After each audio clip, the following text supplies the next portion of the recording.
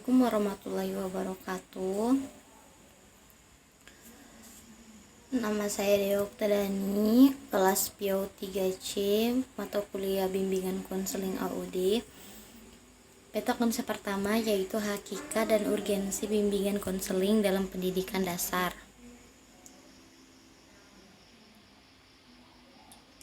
Hakikat bimbingan konseling. Kata bimbingan merupakan terjemahan dari kata guidance yang berasal dari kata kerja to guide yang merupakan arti membimbing dan membantu. Urgensi bimbingan konseling dalam pendidikan dasar yaitu dasar pemikiran penyelenggaraan bimbingan dan konseling di sekolah bukan semata-mata terletak pada ada atau tidak adanya landasan hukum atau ketentuan dari atas. Prinsip BK atau AUD. Pelaksanaan pelayanan bimbingan anak usia dini tentu berbeda dengan pelayanan anak usia dewasa. Walaupun prinsipnya berbeda, beberapa bagiannya hampir juga sama, yaitu fungsi bimbingan konseling untuk usia dini. Yang pertama, fungsi pemahaman, yaitu fungsi bimbingan dan konseling membantu konseli agar memiliki pemahaman terhadap dirinya, potensi, dan lingkungannya, yaitu pendidikan, pekerjaan, dan norma agama. 2. Fungsi preventif, yaitu fungsi yang berkaitan dengan upaya konselor untuk senantiasa mengantisipasi berbagai masalah yang mungkin terjadi dan berupaya untuk mencegahnya supaya tidak dialami oleh konseli.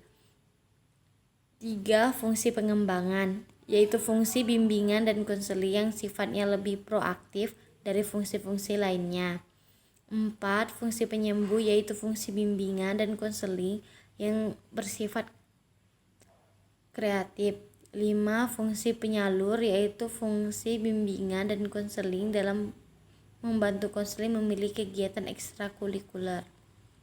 6. Fungsi adaptasi, yaitu fungsi membantu para pelaksana pendidikan, kepala sekolah, madrasah, dan staf, konselor, dan guru untuk menyesuaikan program pendidikan terhadap latar belakang pendidikan, minat, kemampuan, dan kebutuhan konseli.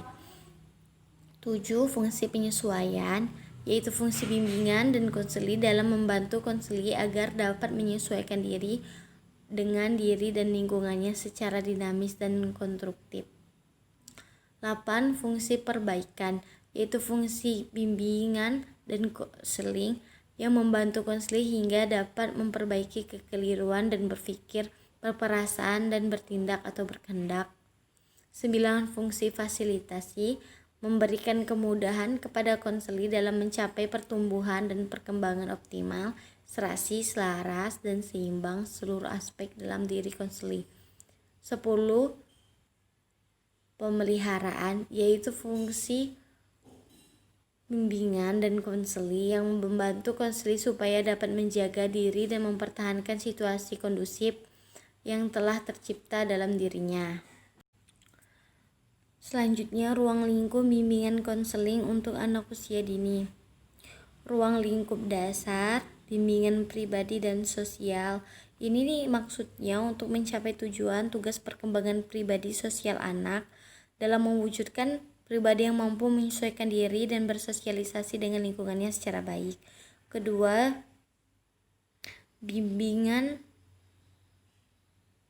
belajar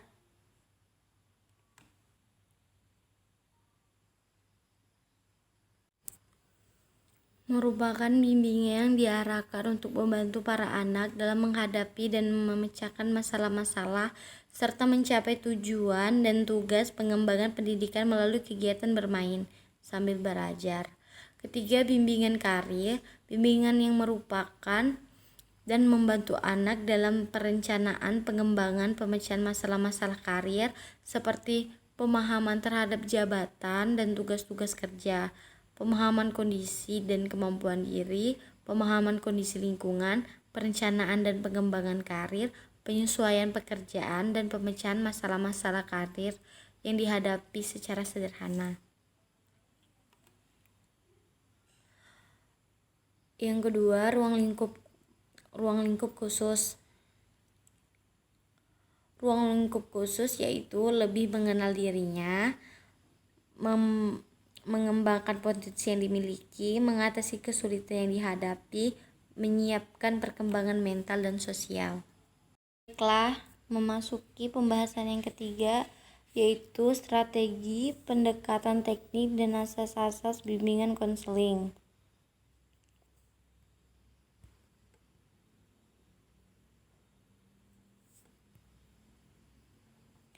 Pendekatan strategi pembimbingan dan konseling yaitu pendekatan krisis. Dalam pendekatan ini, guru menunggu munculnya suatu krisis dan kemudian dia bertindak membantu murid dan menghadapi krisis itu. Strategi yang digunakan dalam pendekatan ini adalah teknik-teknik yang secara pasti dapat mengatasi krisis itu. Kedua, yaitu pendekatan remedial.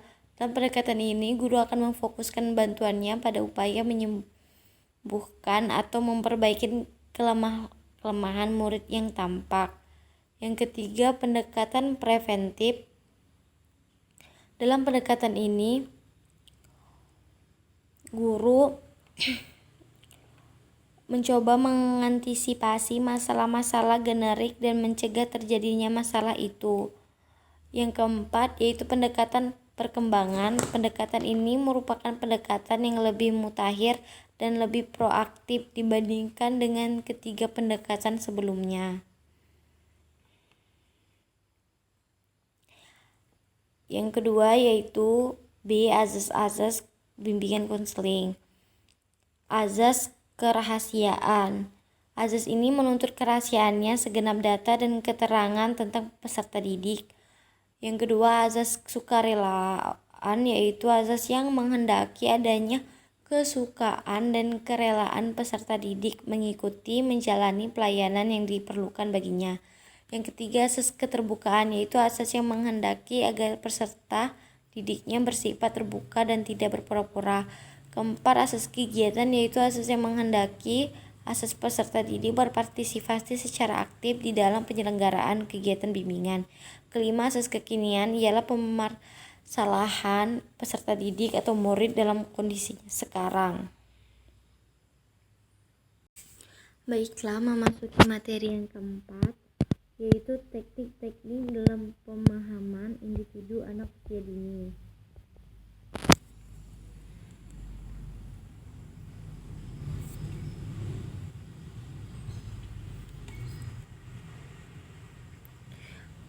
Pengertian pemahaman individu.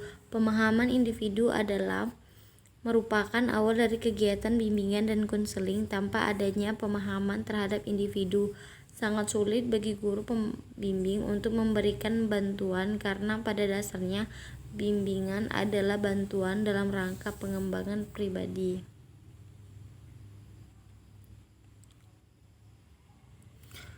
Pemahaman individu dengan teknik non-tes, yaitu wawancara. Wawancara adalah suatu metode pengumpul data dengan jalan mengadakan komunikasi dan sumber data. Kedua, observasi, yaitu suatu metode pengumpulan data dengan jalan pengamatan yang bertujuan untuk mendapatkan data tentang suatu masalah sehingga diperoleh suatu pemahaman dan dilakukan secara langsung. Selanjutnya, angket atau questionnaire adalah alat pengumpulan data melalui komunikasi tidak langsung yang melalui tulisan. Yang keempat, siosimetri adalah suatu teknik untuk mengumpulkan data tentang hubungan sosial seorang individu dengan individu lainnya. Yang kelima, catatan anekdot, yaitu alat yang digunakan untuk mengumpulkan informasi bagi individu yang berupa catatan-catatan tingkah laku yang dihasilkan dapat mempermudahkan guru pembimbing memahami kepribadian siswa. Yang keenam, Inventory adalah suatu metode untuk mengumpulkan data yang berupa suatu pernyataan atau statement tentang sifat, keadaan, kegiatan terutama dan sejenisnya. Dari daftar pernyataan tersebut, individu diminta untuk memilih mana pernyataan yang cocok dengan dirinya. Ketujuh, biografi atau autobiografi, yaitu alat pengumpul data melalui catatan yang ditulis sendiri maupun orang lain. Yang kedelapan, daftar cek masalah, yaitu alat dan instrumen yang berupa daftar cek yang khusus disusun untuk merangsang atau memancing pengutaraan masalah-masalah atau problem-problem yang pernah atau sedang dialami seseorang.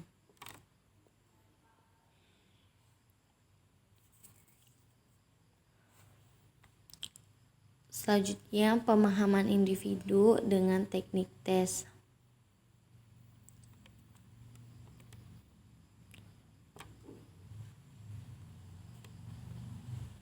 Yaitu pertama, tes inteligensi umum, yaitu tes inteligensi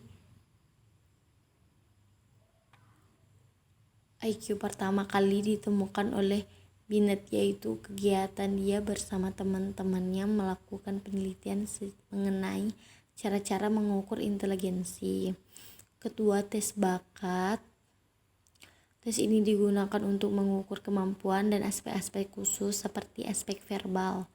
Ketiga, tes kepribadian. Tes kepribadian digunakan untuk mengukur sifat-sifat atau karakteristik primer dan sekunder seperti sifat-sifat stabilitas, emosi, rasa humor, seksual, dan sebagainya.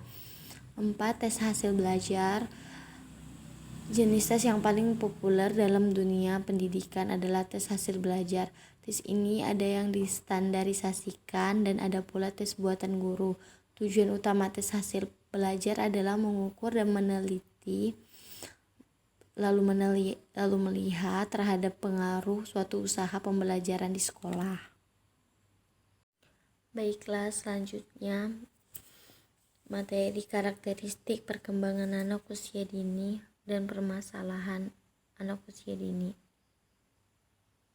Karakteristik perkembangan anak usia dini yang pertama yaitu perkembangan moral.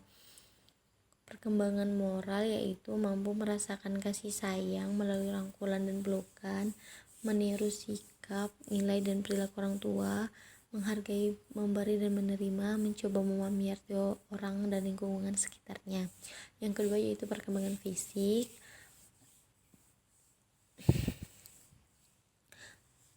Perkembangan fisik biasanya di usia ini akan mengalami pertumbuhan fisik yang cukup pesat, mengalami perkembangan yang sangat pesat dalam perilaku motorik, energik dan aktif, membedakan perabaan, masih memerlukan waktu tidur yang banyak, tertarik pada makanan.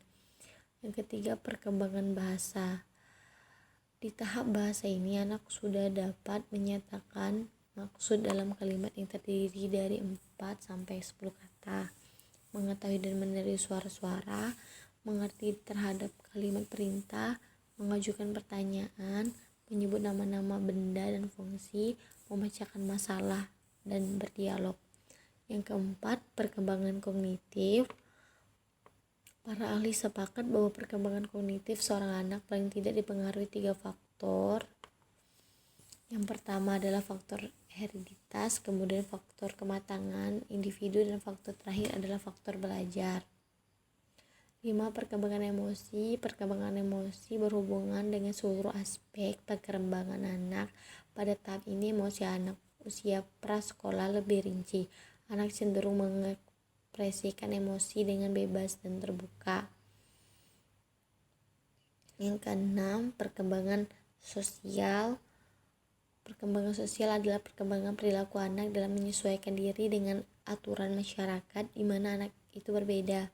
Perkembangan sosial anak merupakan hasil belajar, bukan hanya hasil dari kematangan Perkembangan sosial anak diperoleh anak melalui kematangan dan kesempatan belajar dari berbagai respon terhadap dirinya. Selanjutnya yaitu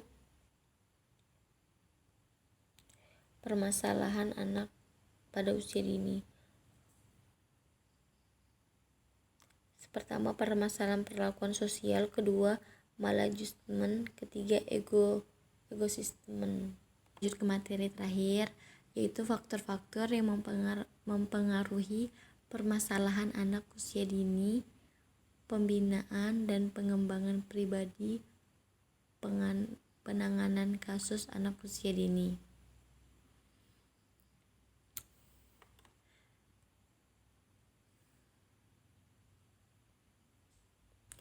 Pengertian permasalahan anak. Permasalahan anak adalah suatu yang mengganggu kehidupan anak yang timbul dari ketidaksadaran pada kesadarannya. Pada anak-anak persekolahan, perilaku yang dapat dipandang sebagai normal untuk usia tertentu juga sulit dibedakan dari perilaku yang bermasalah. Perilaku bermasalah mungkin digunakan untuk mengidentifikasi membesarnya frekuensi atau identitas perilaku tertentu sampai pada tingkat yang mengkhawatirkan. Yang kedua yaitu jenis-jenis permasalahan anak taman kanak-kanak. Permasalahan anak usia dini di kelompok bermain, setiap anak memiliki karakteristik perkembangan yang berbeda-beda. Untuk memahami bagaimana perkembangan anak, jauh perlu dipahami permasalahan-permasalahan apa yang dialami anak selama perkembangannya.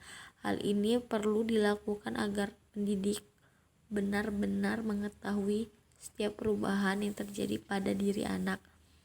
Berbagai bentuk perilaku anak seperti anak agresif, tidak bisa tenang dan suka bertengkar, dan yang sulit berbicara, ketakutan bertemu orang asing atau sering menangis bila ditinggal ibunya pergi, merupakan tanda bahwa mereka sedang menghadapi masalah. Permasalahan yang dihadapi anak dapat dilihat melalui tingkah laku yang ditunjukkan anak maupun keluhan-keluhan yang disampaikan orang-orang sekitar anak. Selanjutnya, faktor yang mempengaruhi anak usia dini.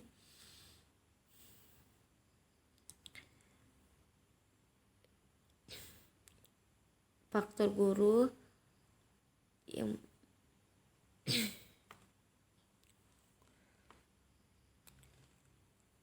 beberapa faktor yang mempengaruhi permasalahan anak usia dini taman kanak-kanak dapat dikelompokkan dalam dua faktor, yaitu faktor internal dan faktor eksternal.